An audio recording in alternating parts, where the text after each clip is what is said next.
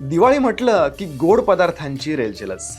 पण त्यात अनारसे हा असा एक पदार्थ आहे जो बनवायला जितका अवघड आहे ना, तितकाच खायला मजेशीर.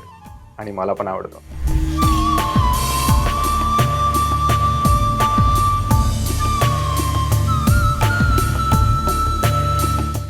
दिवाळीत खास करून बनवल्या जाणाऱ्या पदार्थांपैकी एक लोकप्रिय पदार्थ, भिजवलेल्या तांदळाचं पीठ, गूळ, थोडंसं दूध आणि खसखस.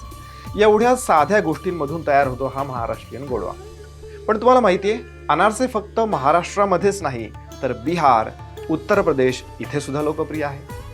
काही संशोधनानुसार त्याचं मूळ उत्तर भारतामध्ये असल्याचं मानलं जातं. पण महाराष्ट्रात मात्र दिवाळीत त्यांना खरा आणि खास असा मान आहे.